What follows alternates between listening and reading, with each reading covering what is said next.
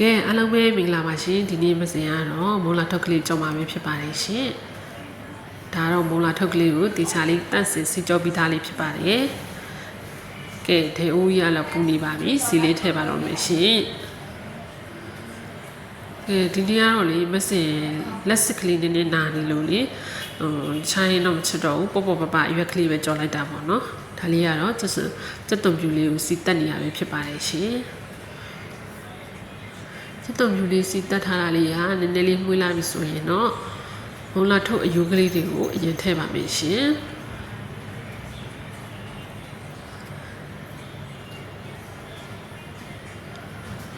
ကဲမုံလာထုတ်အယိုးလေးတွေထည့်ပါတော့မယ်နော်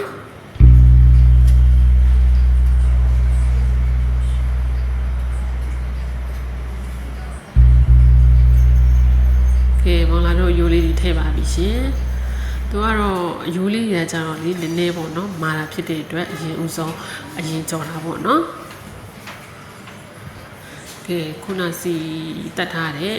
စက်တုံပြူလေးနဲ့မုံလာထုတ်အယိုးလေးနဲ့အရင်မွေးပါလေရှင်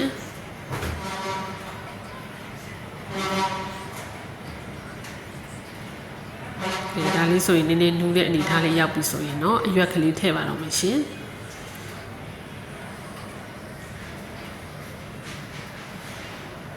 ကဲအရွက်လေးထည့်ပါပြီအရွက်ကတော့လေနူးလွယ်တာဖြစ်တဲ့အတွက်နောက်ဆုံးမှပဲထည့်ပါလိမ့်ရှင်ကဲတခြားမမတွေရောဘယ်လိုလေးကြော်လဲမသိဘူးရှင်မစင်ကတော့လေအဲ့လိုအရွက်ကလေးနဲ့အယိုးလေးနဲ့ပေါ့နော်တက်စီလေးကြော်ပါတယ်ရှင်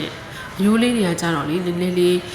သူကမာတဲ့အတွက်ပေါ့နော်အရင်ဆုံးကြော်ပါတယ်အရွက်ကလေးကိုတော့နောက်မှထည့်ပါတယ်ရှင်ခဏနေလို့ရှိလို့ရှင်နော်ချုံမစားလေးထည့်ပါမယ်ရှင်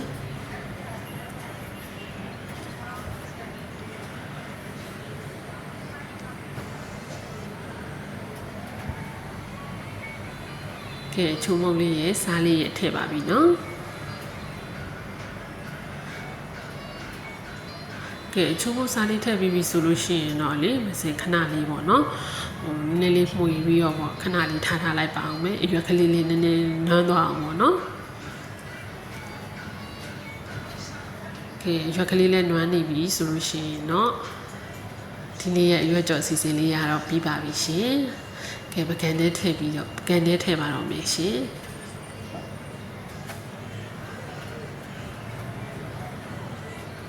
အားလုံးပဲမစင်လိုမျိုးเนาะပပူလော်လော်လေးပေါ့เนาะအခုလိုမျိုးရွက်ကလေးကိုကြော်စားကြပါလို့မစင်ကပြောချင်ပါတယ်ရှင်အားလုံးပဲတက်တာပါ